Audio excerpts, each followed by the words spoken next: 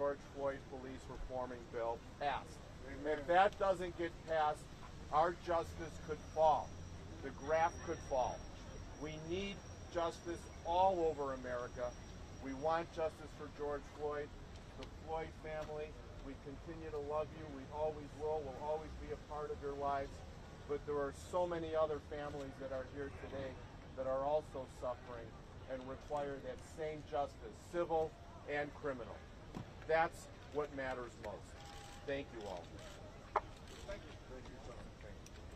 Thank you. Not a lot to say that hasn't been said, but as a local Minnesota lawyer, I just want us to remember that we need all of you. We need the media, we need the activists, because the second we turn around and leave, we have to go back and ask ourselves, how do we get more justice for George Floyd?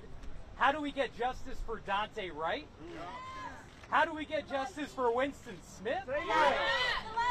How do we get justice for the many families here who are regularly fought for on behalf by people like Tashira Garraway and her group, Nakima Levy Armstrong and her group, and without all of you, we don't have the energy for that fight right here. We need you all to keep turning out, and we appreciate it because it's allowed the Floyd family to get the most historic justice we've ever seen, but it's not enough. Amen. Thank you. Not enough. Don't forget Galal Eid. Galal Eid. And as we get ready to bring up the Floyd family, I would be remiss if Brandon, as we heard the sentence leaned in and whispered in my ear, I got a text from Breonna Taylor's mother congratulating us on getting some justice, the justice that she never got. And I have to tell you, Reverend Al, as Derek Chauvin's mother was standing up there making her comments, I thought of Tamika Palmer, Breonna Taylor's mother. Yes. And so it's not enough until we get justice for all of our people who have been killed unjustly. I think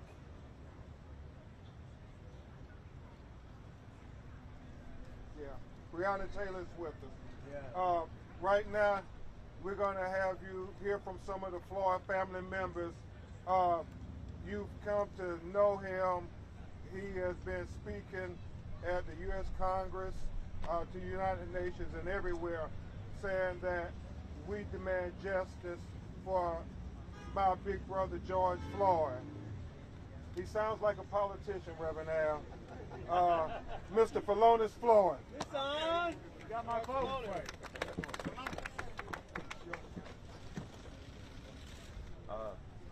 I got a lot of emotions going through my head right now, but I just find it profound that I felt that I begged for justice for my brother, some type of accountability.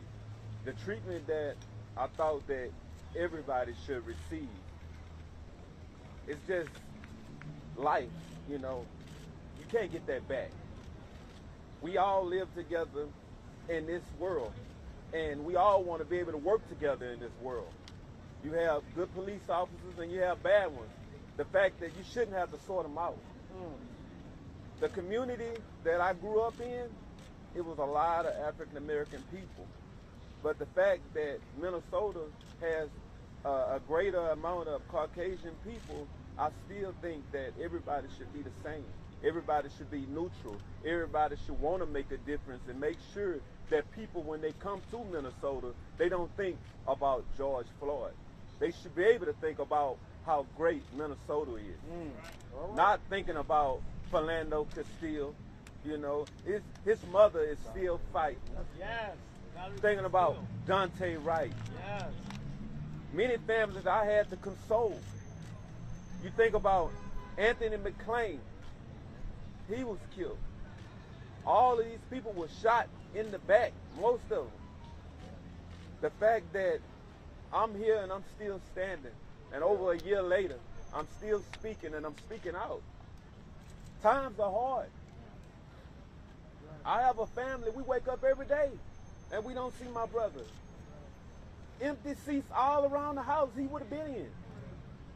The fact that Gianna would grow up knowing that her father had made a difference in the world, but the fact that she cannot have a sweet 16, she cannot have him walk her down the aisle, she would not be able to have prom with the daddy dance. This is not something realistic. This is something, it's like a dream, but we all need to stand up for what is right.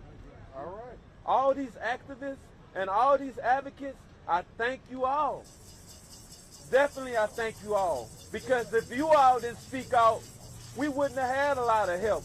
But the fact that the world, you got to think about Japan, you have to think about Germany, you have to think United Nations, you have to think Italy. I have so many different people I spoke to, Africa, all around the world, and they all think the same way. Your skin color should not define who you are. Right. It should never be a weapon. And the fact that we're here standing today, still breathing, we're still fighting. Reverend Al always said, keep fighting. And that's something I can't stop. I want to tell Miss Carr, I love you. I know it's hard. That's Eric Garner's mom. I want to tell Breonna Taylor, mom, I love you. Pamela Turner, I know it's hard. I want to tell Pamela Turner, that's Baytown, Texas. Yeah. This is not okay. Her daughter is walking around, and I know she's in tears every day thinking about her mother. Her mother was killed in point-blank range, shot multiple times. So many different people all around the world who didn't even have this type of technology. I just want to reiterate, not just Black Lives Matter, all lives matter. We need to stand up and fight. Can't get comfortable, because when you get comfortable, people forget about you. Amen. So the legend will still live on. George is not here, but his spirit lives here. Breonna Taylor is not here, but the spirit still lives here. Eric Garner is not here. Spirit's still right here. But the fact that we're here fighting, I want all you all to stand up and fight. Thank you all so much.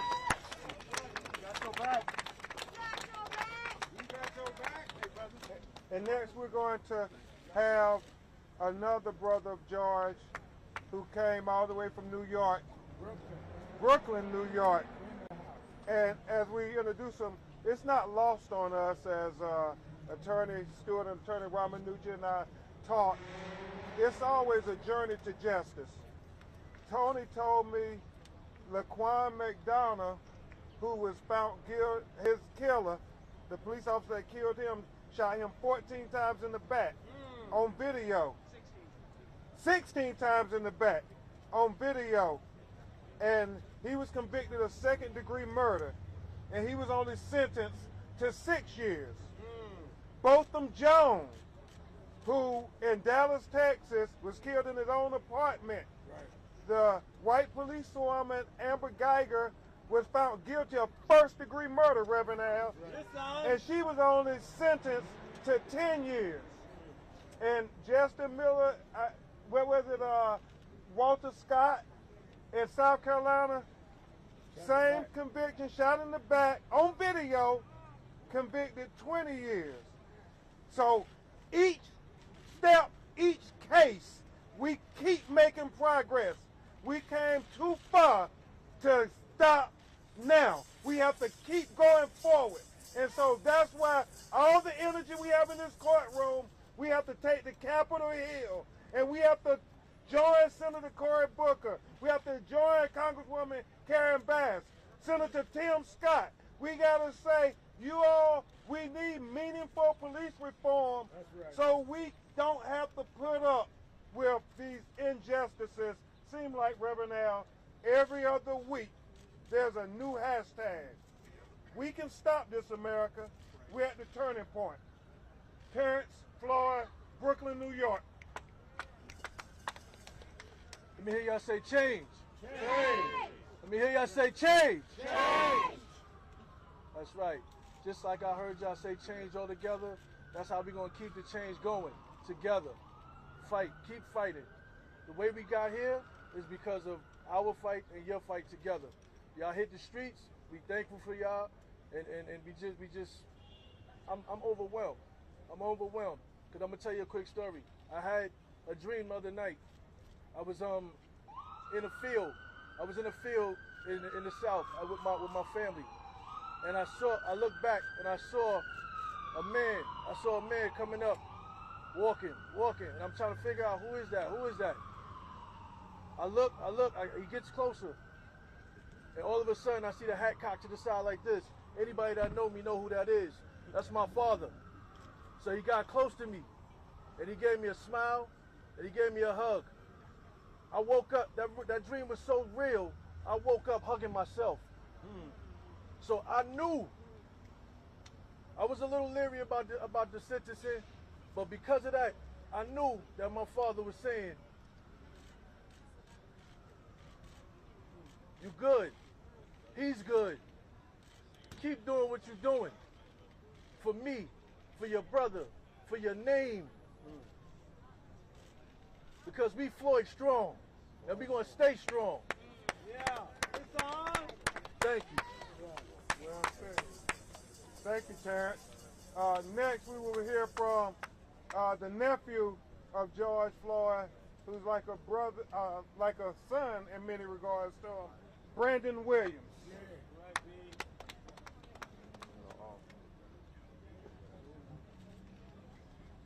It's funny that we got justice, but not enough justice. You know, I remember standing here the first day of trial in this very same spot, and we were very optimistic and unsure of what was going to happen. After seeing that video, we should have been 100% sure that we would be at a guilty conviction with a maximum sentence. That's right. When you think about George being murdered in cold blood with a knee on his neck for 9 minutes and 29 seconds, execution style in broad daylight, 22 and a half years is not enough. Right. Go ahead. We were served a life sentence. We can't get George back. Gianna can't hug George again. He'll be able to hug his family possibly and see his family again. We can't get George back. So in retrospect, I feel that he should have received a life sentence as well. That's right. What kind of message are you sending to our country? What kind of message are you sending to the younger kids like Gianna? That you can kill a man in cold blood and get a slap on the wrist? That's like a slap in the face to all of us standing up here. And everybody around the world who feel what we feel and saw that video. So I won't celebrate this. I won't celebrate it at all. But I will celebrate a guilty conviction on a police officer that killed a black man, because far too many times we see them kill us and get right away with it. I will celebrate this as a victory for Miss Tamika Palmer, who I'm very, very close with.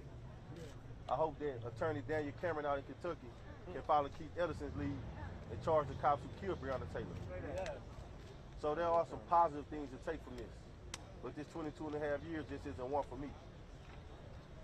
Thank you. All right, Brandon. Thank you. From the heart, Brandon.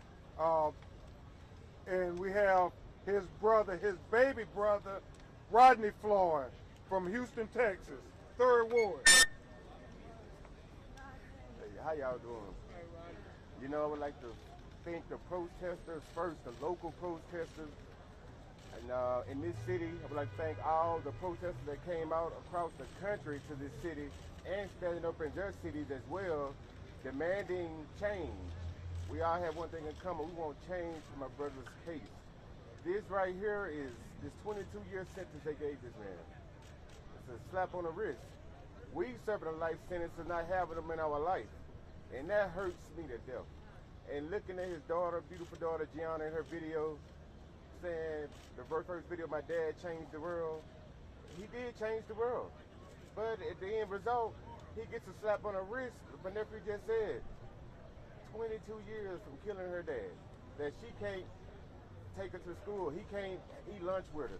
He can't conversate with her. I know with my daughter, I love my daughter. Hugs her, we talk, that's my little best friend. And I hate to see that he cannot have that, she can't have that connection with her father. Those great conversations, those wonderful phone calls, lighting up her face, you know. And around the world, black, white, brown, we all need to come together, take our bus to the Senate, stand out there and demand this George Floyd Act be passed, and also as well as the act being passed. We need to stand up, put pressure on this Senate. You know, and I was thinking last night, guys, honestly, we heard Obama say this plenty of times, get out and vote. We hear so many folks say get out and vote. Everybody got out and voted, marched in these streets, and we got change. We got our first black president. A lot of people came together like they did now, my brother's death, and we got this. But guess what, people? We need to take that same energy, bring that back to the Senate, and demand them pass that bill. Because as we've seen Trump numerous times stand up, fussing on camera numerous times, countless times, because he did not have the power that we thought he had to get something done. He had to call on the Senate. And we need to get out there, understand that message. Go to the Senate, put pressure on the Senate, and get these bills and laws passed for all of us. To stand on with this American flag as one. And we, as black people, need to know this American flag represents us. So we feel it, don't. Thank you, Rodney. And as we bring his cousin, Sharita, please understand, this is only one step in getting accountability in the criminal level. The federal charges are still pending. So I do believe that when Pelonis and Terrence and Rodney say the maximum, it is still attainable to get maximum accountability for George Floyd. Say that. Maximum accountability for George Floyd. Maximum accountability for George Floyd. Maximum accountability for George Floyd. Maximum accountability for George Floyd. Maximum accountability for George Floyd. Maximum accountability for George Floyd. Now you will hear from his cousin, Sharita Tate.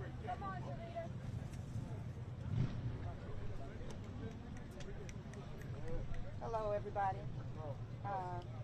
I won't spend a whole lot of time sort of reiterating what my family has already said. I think they spoke very eloquently about how we dealt with this last month and our thought processes as it relates to the amount of time that Derek Chauvin was given. Truth be told, I don't think any sentence would be enough, because what truly would be justice would be for us to be able to have George back. But with that being said, I'd just like to take this time to thank the countless number of people that have been supportive of us since the very beginning. I remember when we first came here and we were talking about the sentence and the trial and what potentially the outcome would be. And as we sat through the trial and watched the murder over and over again and came back with the 3 convictions, then we all waited and waited for this day. I will have to say that we didn't get what we wanted.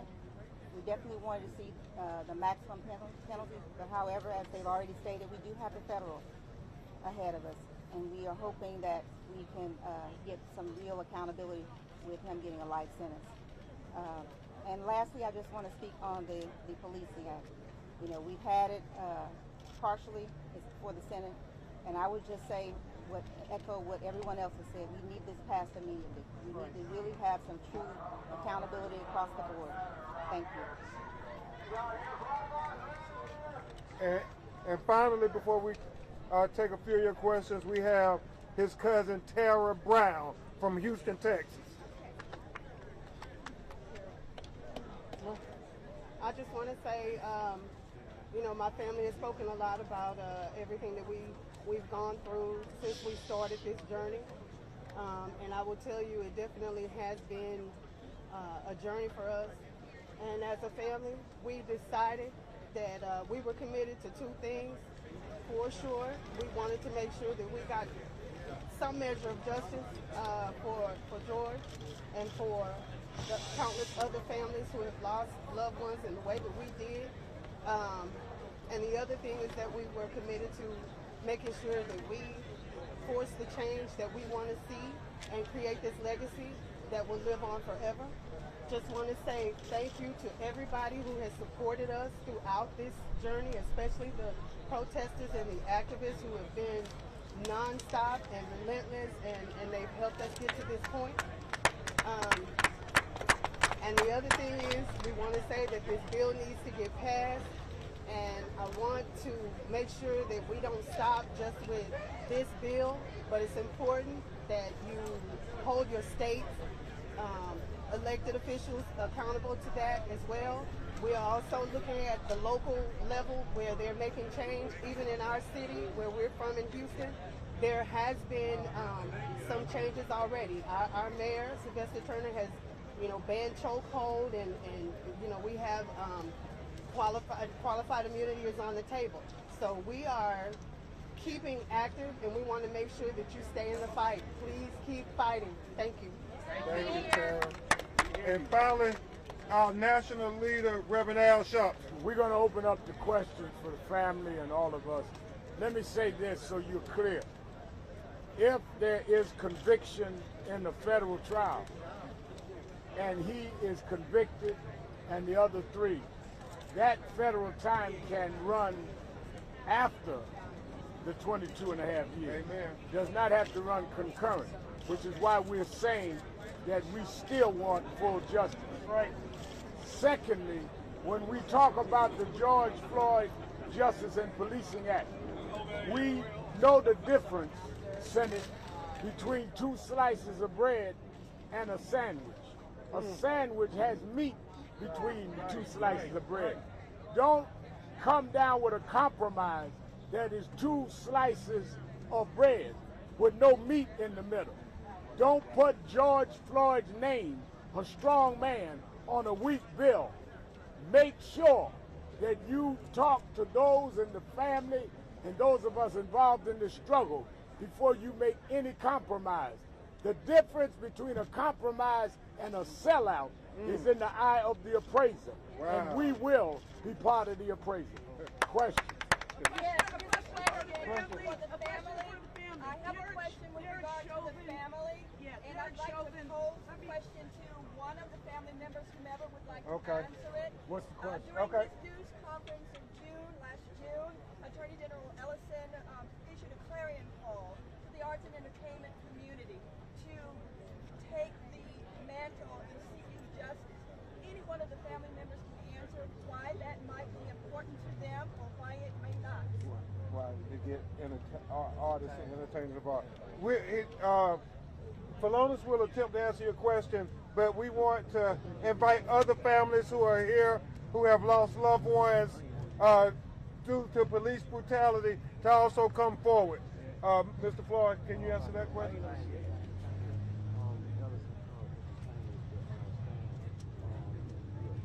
Okay. All right. We may answer that question on the side for you. Okay. Question about the case, sir. Okay. Question about the case. And Attorney Storms, where are the other families? Today in court, Derek Chauvin offered condolences to the family. I was wondering what you thought about that. And also Derek Chauvin's mother continued to say that her son was innocent and that people did not know her son like the family did.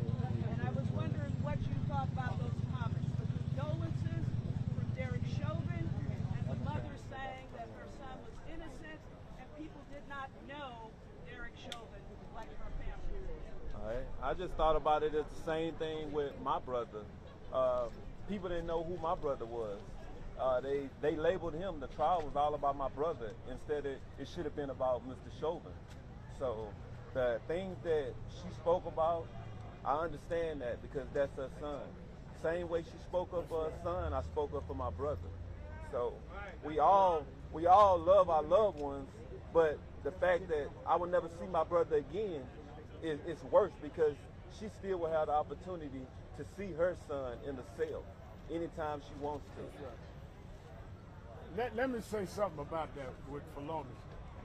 When I heard his mother speak, and I respect any mother stand up for their son, but it reminded me, and I said it in the eulogy right here, that George called for his mother.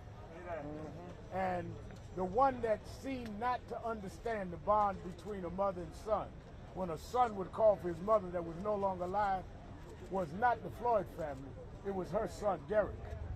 Because that did not make him stop when he heard a man call for his mother. I respect his mother. He did not respect George calling for his mother. And thank you, Rev. We want to acknowledge Bishop Harding, who was over the Salvation Army where George worked, and George did so much great. So let's acknowledge and give him a round of applause for the great work they do. Now we're going to turn it over to a lady who needs no introduction here in Minneapolis, Minnesota. She's a lawyer, she's an activist, and she's a freedom fighter. Y'all give it up for my sister, Nakima. And she's going to introduce some other families. Please, Queen. Good afternoon. It's our honor to stand here with the family of George Floyd and the lawyers who continue to represent this family in their continued pursuit of justice. This is one step towards progress, but this is not justice, and this is not full accountability as the family has asked for. I'm Nakima Levy-Armstrong. I'm a civil rights attorney based here in Minneapolis, and I'm standing next to Tashira Garraway, who is part of Family Supporting Families Against Police Violence, Jaylani Hussein from CARE Minnesota, and Michelle Gross from Communities United Against Police Brutality. And we are all here as people who stand on the front lines with the folks who are here from the Twin Cities who hold it down time and time again. We got to give it up for the activists and the organizers who face rubber bullets, tear gas, arrests, and demonization for standing up for George Floyd and all stolen lives. This incident today of Derek Chauvin being sentenced is something that we've been waiting for a long time. The sad part about his sentence is that we know that black men often receive more time for doing less than what Derek Chauvin did. There are plenty of black men and Latino men in prison for nonviolent drug offenses. But here we have a veteran officer who was literally able to lynch someone in broad daylight in the presence of children and other witnesses and essentially get a proverbial slap on the wrist. That is not acceptable. Judge Cahill should have held him accountable to the fullest extent of the law. It is not enough that he has received the most time from compared to other police officers who have killed people. This is a new day. It's not based on what they did in the past when they could lynch us and get away with it, when they could brutalize us and get away with it, when they could kill people and get away with it. Just because it's the most time does not mean that it is enough time. So we will continue to stand up and fight alongside this family and everyone else who cares about justice in demanding that the federal government now step in and hold Derek Chauvin and those other 3 police officers who were involved in killing George Floyd accountable to the fullest extent of the law. If the federal government had stepped in a long time ago, George Floyd might still be alive today. So that is the least that they can do in this situation. And I want to encourage all the activists, the organizers, the community members who are sitting at home to get off the couch and come down to the government center to stand in solidarity with Family Supporting Families and other organizing groups, as well as a 9 o'clock nighttime peaceful demonstration that's going to happen downtown. Thank you all for being here. Realize we're not sleeping in the Twin Cities, and we're going to continue to stand up and fight for justice. Thank you. We love you, Tashira.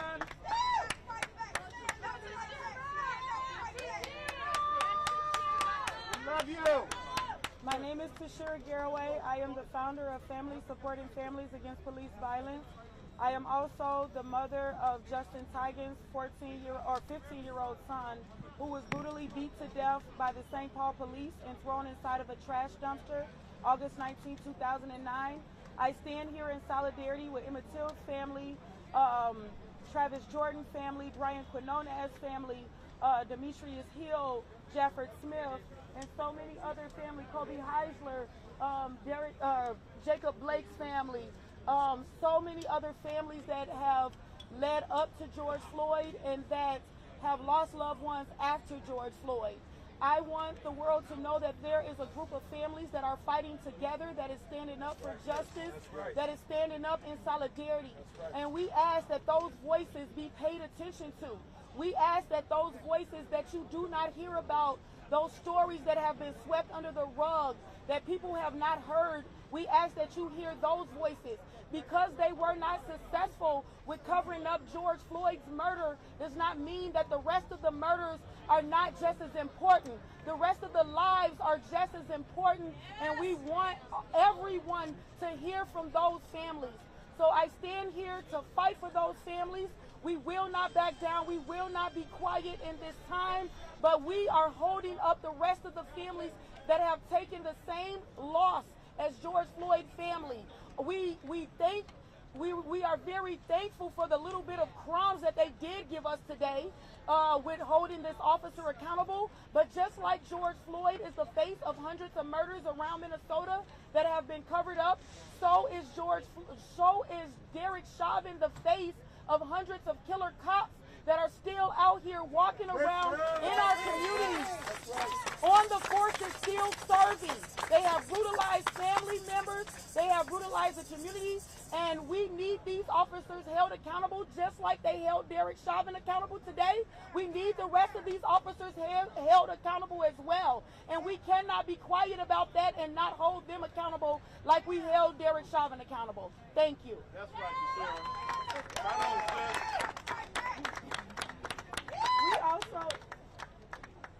We have Courtney Ross, the girlfriend of George Floyd, here today as well, standing in solidarity with the rest of our families as well. Right on. Thank you.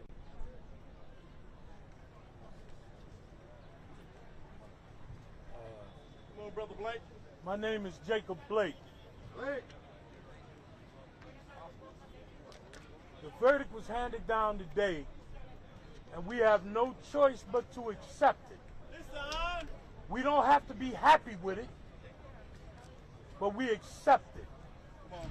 Go ahead, brother. Is it enough? No. No. Yes, sir. But when we accept it, we must. We must say Bismillah. Bismillah. Because God knows best. That's right. All right, Bob. We must not hold hatred. But we have to stay diligent out here in these streets because nobody's going to give us anything. That's right. And if we sit down and rest, they'll take what we have achieved.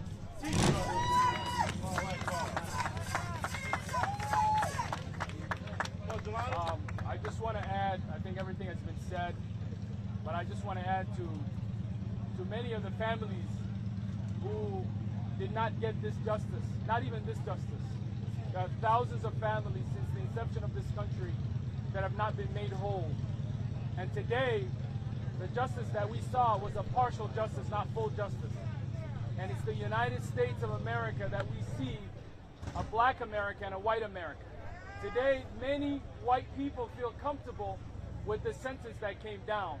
But we know that it's not comfortable for black people, especially many who are in prison today who are going to welcome Derek Chauvin for those 22 years. The reality is, the state that killed George Floyd has yet to pass a single piece of legislation to hold police accountable. Negotiations are happening right now, and they are watering down the bills that would hold police accountable. And the government, the United States, the federal government, has yet to pass the George Floyd Policing Act. Right. This is America. Let's wake up. Today is a day that we will remember that we did not get full justice. But justice inside the courthouse is not enough. We need justice outside the courthouse. And we are demanding for people who last summer marched and protested and came out. If you really care about justice, it is time for you to come back outside and march and protest until we get justice. We must do that for George Floyd's family, and we must do that for all the countless families across this country. And we must do it for the children and the people who are walking among our streets today, who will be next, because we have not done anything to protect the lives of individuals like Winston Smith, who was killed here not that long ago, that the federal government has covered up, to Dante Wright, and the countless names that we know. It is time for the state of Minnesota and Minnesotans to stand up but it's time for Americans to get uncomfortable about injustice. If you can demand a vaccine in a pandemic, we need the vaccine of justice in this country. We need the vaccine of justice in this country against the police that are killing us, against the economic justice that's happening in our neighborhoods.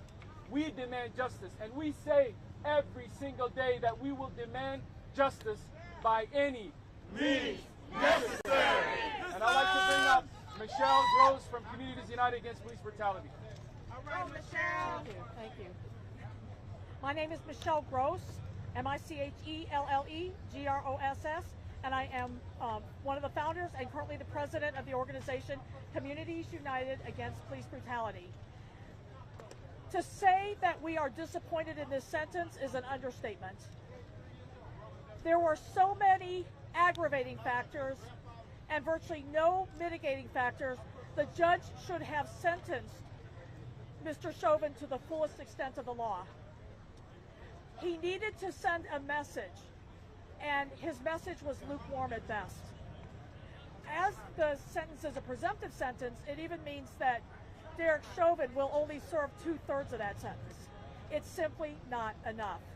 But more than that, we have had in this state over 270 people killed at the hands of police in the state of Minnesota since the year 2000. Derek Chauvin is only one of 2 officers who was ever convicted and sentenced of anything.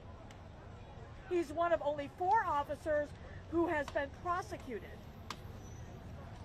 In other words, we have a very, very, very long way to go to even pretend that we are going to give justice. We need to reopen all of the cases of wrongful deaths in this state at the hands of law enforcement. All of those cases need to be reopened, need to get a legitimate investigation, not a phony cover-up as the Bureau of Criminal Apprehension and these other police agencies have often done. We need to have an independent investigation and an independent prosecution. And until we have those things, we have no justice for these stolen lives. But beyond that, we need to change the conditions that led to these deaths in the first place.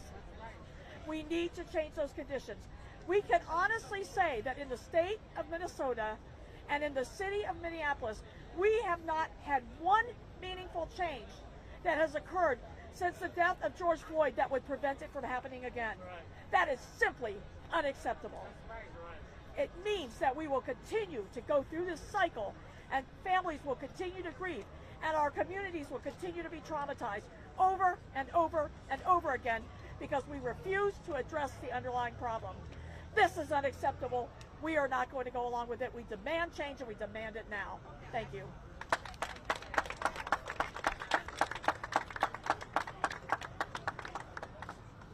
Black lives matter. Black lives matter. Black lives matter. Say his name. George Floyd. Say his name. George Floyd. Say his name. George Floyd. Say his name. George Floyd. Winston Smith.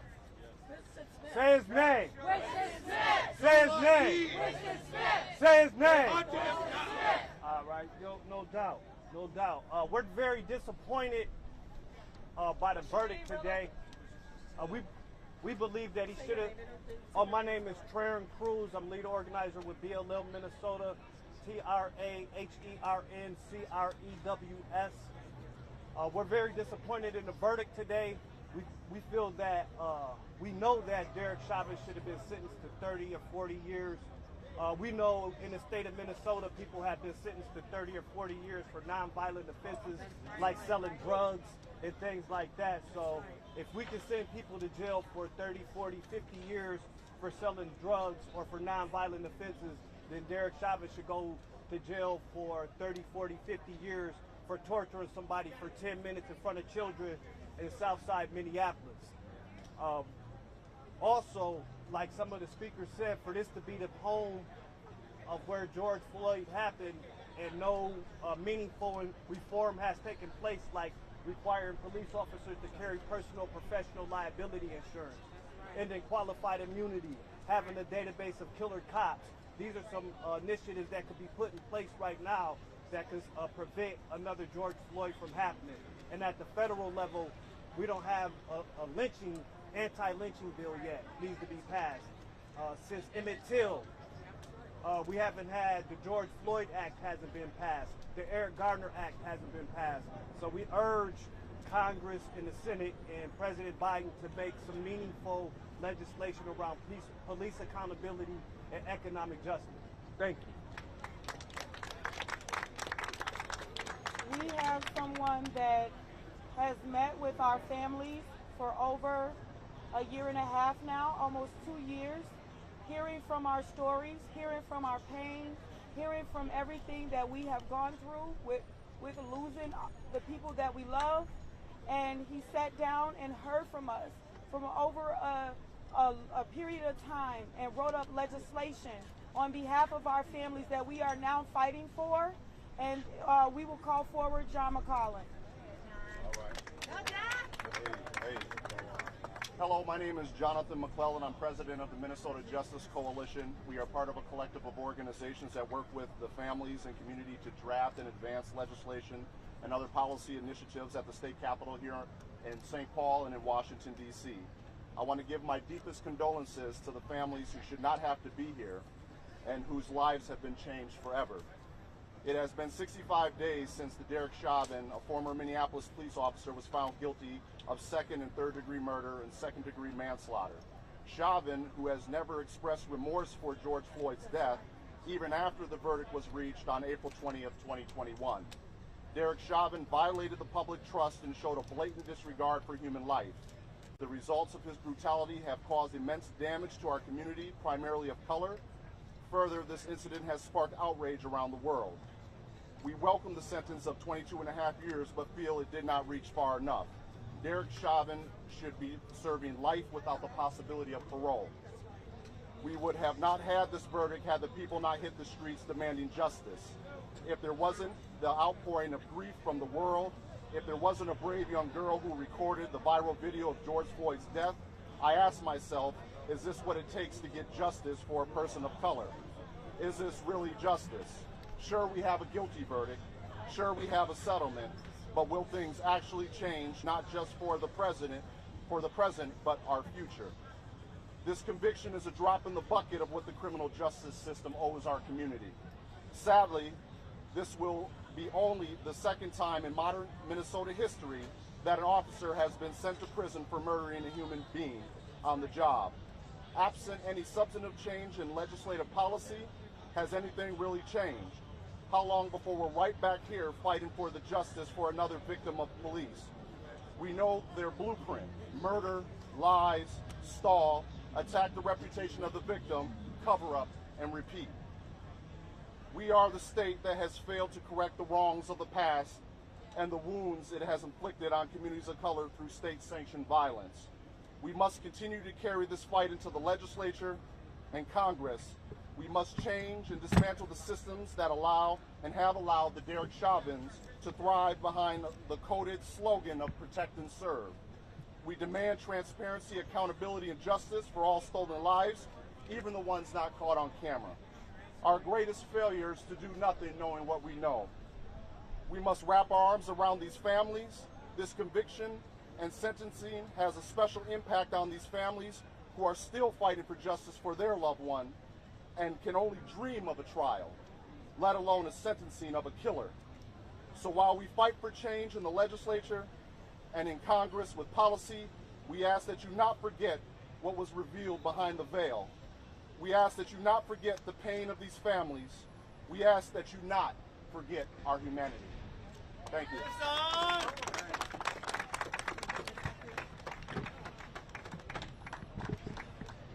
I'm Bishop Harding Smith, a friend of George Floyd. And, you know, history, when we look at history, history is recorded event of the past. His story. But have you heard our story? Listen! We as a people have been struggling for over 400 years. You hear our cries, but do you feel our pain? 50 years from now, this family will still be enduring the pain and suffering of losing a loved one. America, we are at a crossroads. We are here today to make a decision on where we go. We needed a strong verdict. This country, this nation has a long history with racism. We need to start looking deep within ourselves as a nation what direction we choose to go. Because we as a people will always keep fighting. We are not going to sit down or lay down. We're going to continue to fight for our rights. Today, I wish that we had a 40-year sentence. I wish that Chauvin was also charged with hate crimes. But that didn't happen. That did not happen, and we are really disappointed.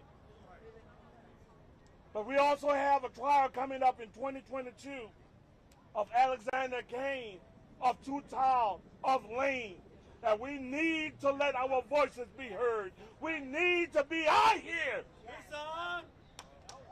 I thank you all.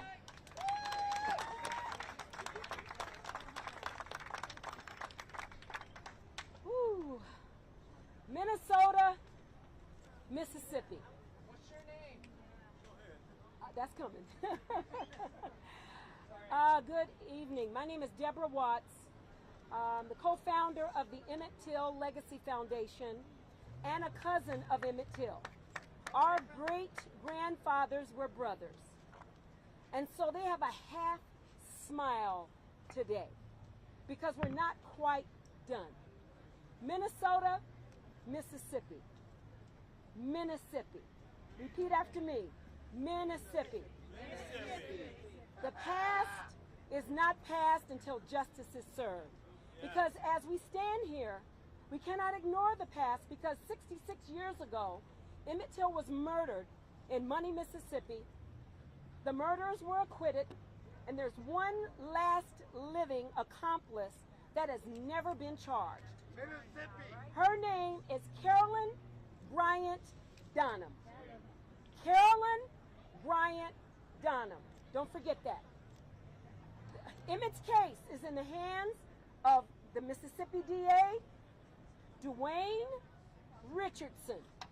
Dwayne Richardson. Also, it is in the hands of the Federal Department of Justice as well. But I stand here today because I don't want these families to have the same 66-year journey that we have right now. So my sympathy, my condolences go out to the Floyd family and all of these families that are behind me. We need justice. If you want to talk about reconciliation, spell J-U-S-T-I-C-E to me and to all of us. Okay? So the past is not past until justice is served. I am not here for white guilt. I am not here for listening to Kumbaya. I'm here to make a difference. And these families, through their pain and their passion and their purposes, are not activists. None of us are activists, but we are activated. Activated to move forward towards justice. So just remember, Emmett Till, if you don't hear the parallels or see the parallels, then there's some blindness happening. But some of the same things that happen in Mississippi, they just wear different uniforms, right? Different uniforms. So the same cultural biases and racism and white supremacy is just by another name, new narrative. So Emmett Till, justice still needs to be served. HR 55, which is the anti-lynching bill, HF 2586 is the Emmett Lewis Till Victims Recovery Program to give support to these families because they're beyond some of the statute of limitation for help and support. So I just say thank you for your attention. Thank you for these families being activated and speaking your truths. So the past is not past until justice is served. Thank you. Thank you. We will now have the significant other of George Floyd, Courtney Ross, and also DJ with Twin Cities Coalition Justice for Jamar. Yeah, Courtney, we got your back. I hear my people out there. Hi, Jay. My name is Courtney Ross. I'm the fiance of George Floyd. On earth and in heaven, he will always be mine. He will always be the love of my life. I want to say one thing today. I want to speak to the people of Minneapolis. This is my home. I'm 612 for life. This is where I plan to be forever. I'm not calling for an evening of peace, but I am calling for an evening of non-violence. If you are using Floyd's name in any way to promote that, that is not what he was about. If you knew him, he was about peace, love, inclusiveness, and helping people. If he saw anything going on that caused violence or was hurting someone, he would take his 6 feet long arms out and try and stop them and then pray with them to make sure that they could go on with a better day and not act out in the devil's way. So again, I pray, Minneapolis, that we have a non-violent evening. You can still fight.